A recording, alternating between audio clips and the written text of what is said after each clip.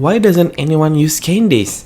Actually, many of you watching this video might be saying, "Oh, I use her, and I can even get a full star in the Abyss."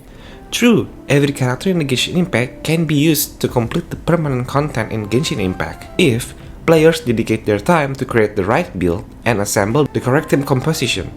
However, what I want to discuss in this video is that even though some players manage to complete the Abyss using her, according to the character usage data in Spiral Abyss through this Akasha data website, Candace has a low percentage, along with several other characters. This happened several times in past Spiral Abyss patches also. It's not because the character is bad, right? There might be some issues with this character that makes players reluctant to use her, whether it's due to competitors, discomfort in usage, lackluster buffs, or even her role. In this video, I will discuss Candace, and I probably will discuss other characters too, but in my next videos. Also, after several patches and Spiral Abyss cycles, Candace still remains in the bottom. It seems interesting to analyze why this could happen and why most Genshin Impact players overlook these characters, contributing to this low usage rate percentage. Just relax, grab your popcorn, and let's start the analysis. I'm sure you can already guess Candace's role, right? She's a support, an offensive support to be exact. Even Hoyoverse themselves tells us that her role is like that. The damage absorption mentioned here is when she performs a blocking with her shield, without providing an off-field defensive utility to our team. And the whole version of her elemental skill is where this damage absorption action can be performed by Candace. That means we need to switch our on-field DPS periodically and use Candace's blocking skill at the right moment, when the enemy is about to launch an attack to protect the team and release a counterattack after that. Well, almost similar to Beidou and Yunjin. Because that's where her damage absorption, or we could say half of her role, will come in handy. Indirectly, Candace tends to be more useful for quick swap teams, especially if there are no other defensive characters in the team. Now you might already grasp the whole idea of what Hoyoverse had in mind when designing Candace's kit, but the question is, can we rely on her skills entirely to make her a defensive unit? I don't think so. Even though the cooldown of Candace's hold version skill is reduced at one of her constellations, which is C4, we still need other defensive units in the team to cover Candace's shortcoming. And this is perfectly fine, as Candace is not designed as a complete defensive unit. Just like what Hoyo stated, she also plays a role as an offensive support. The offensive support that Candace provides is mainly centered around her ultimate. The normal attack buff Candace provides is 20%, but thanks to her talent, this damage buff can be further increased based on Candace's total HP. With every 1000 HP that Candace had, it increased the on-field DPS normal attack by 0.5%. This means that if Candace's HP is 40,000, the additional buff from this talent will be another 20%, resulting in a total normal attack buff of 40% for your on-field DPS. Her ultimate can also be used offensively in the form of waves, which are triggered every time you switch characters.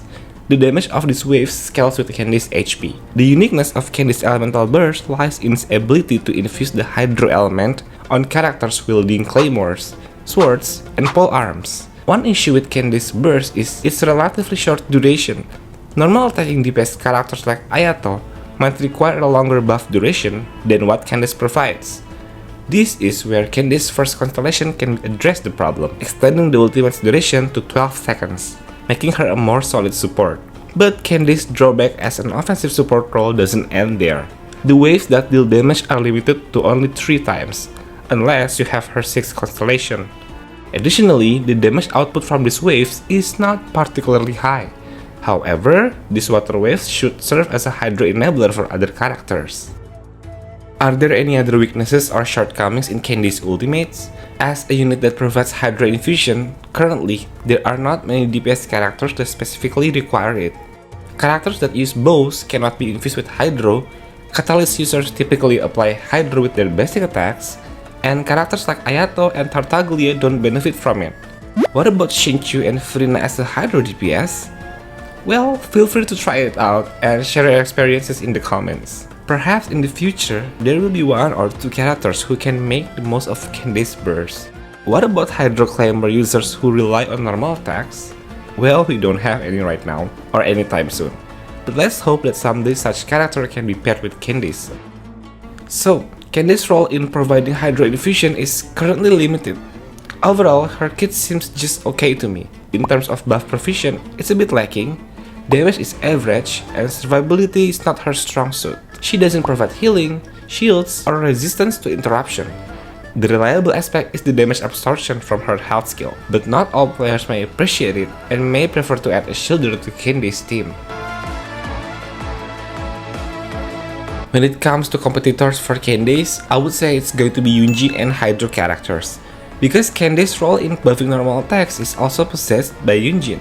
But is Yunjin more comfortable to use for DPS like Ayato and Yoimiya? In my opinion, yes. The buff provided by Yunjin is in the form of flat damage, and if you look at both of their full constellations, Yunjin is also superior for an on-field DPS that utilize normal attacks, because at C6 she also provides attack speed to her team at 12%, which is pretty good. Although Yunjin's buff has a quota or is limited to only 30 attacks, while Candace does not, but I don't think 30 is a problem. Even though the buff provided is less than Yunjin's, at least Candace has other utilities like Hydro Diffusion and AoE Hydro Damage, which we just discussed, but unfortunately, both of these utilities may not perform at their maximum potential. The next competitor that makes Candace not stand out for players is the presence of several Hydro characters. Because Candace's ultimate, especially at C6, can be used as an enabler, but it still falls behind characters like Xingqiu or Yelan, who are already well known for their excellence in Hydro application. I know Yelan is a 5-star character which naturally expected to have a superior kit, and it's not fair to compare Candace to her in terms of strength, but I think she, together with Xingqiu, are a strong reason why Genshin Impact players rarely consider Candace as a support for enabler. You guys agree, right? For example, Yoimiya. Candace's kit is very suitable for her, right? But is the application for her burst enough? It might be, but it won't be as effective as using Xingqiu and Yelan. And players would likely to choose to use these two characters if Yoimiya is their main DPS. Because in terms of comfort and ease, Xingqiu and Yelan provide better Hydro support, unless your Hydro character roster is very limited, and coincidentally you have C6 Candace. So, for new players, Candace could be a viable option as a Hydro enabler. So, Candace's role in the team is as a normal attack buffer and provides a bit of damage to enemies. If in a team with Ayato, as an example, it would look like this. And you can certainly complete Spiral Abyss with this team. However, why Candace's usage rate is still relatively low even though this team composition exists? It's because Candace's slot can be easily replaced by an Anemo element. Even with a character like Sucrose, the damage output from this team would be higher. Moreover, Sucrose also provides crowd control utility in scenarios when there are many enemies and can activate the 4-piece Viridescent set. So, if you go back to the competitor section, I would add Sucrose or rather Viridescent as a competitor to Candace. But, as I said, you can still complete Spiral Abyss using this team. It's all about comfort in playing. If you feel comfortable with this team, then go ahead. What about Freeze team? Unless you don't have Kokomi and Mona, Candace could be an option. But this composition seems to be rarely used by most players. They might use Barbara for both healing and Hydro application as the F2P option. However, there are some teams where Candace's role as a Hydro Infuser could perform well. Yes, Dendro team. Candace's ultimate can serve as a Hydro enabler for this green team. For example, in a team with Nilo, you can build Candace with full elemental mastery because you'll be using Candace as an off-field character and infusing Hydro to yourself, so that she could be the one to trigger the bloom reaction, thereby increasing the damage from Bountiful Core. Additionally, you can also play a Hyper Fridge team using Candace. Although these teams are viable, Genshin Impact players still find it challenging to consider Candace as a Hydro enabler in Dendro team. This is because characters like Yelan and Xingqiu are really overpowered in terms of Hydro application and damage, making other characters like Candace seem less impressive, despite having the potential to perform well in the Dendro team. Moreover, Kokomi and Barbara are also strong contenders against Candace as the driver in the Dendro teams since they can constantly apply the wedge status to enemies while providing healing. This further limits Candace's opportunities in this team, as I mentioned before, unless you have few Hydro character options. Some of you watching this video might use Candace in various teams, whether as a DPS in a vaporized team or as an enabler in Dendro compositions, like Bloom and Hyper Bloom. And perhaps that's going to be fun, playing with Candace. However, this may apply to only a portion of players, so the reason why Candace's usage rate is low might have been explained. It's not because she's bad character and unusable, it's just that there are so many other characters that provide comfort and ease in effectively completing Spiral Abyss. Of course, playing Candace could be fun, but there is a high possibility that whenever Abyss reset, players are not fooling around anymore. They tend to secure the Abyss with their ultimate team compositions by using the most godly character in order to secure the 36 star first. That's why characters like Candace and others are often overlooked. If only Candace could provide a shield like Thoma or Layla, or even Astine as Dionas, her performance in a team with Yoimiya or a normal attacker DPS in the future might shine even more. But if you are satisfied and having fun using Candace, that's more than enough. In the end, we play this game for enjoyment, right?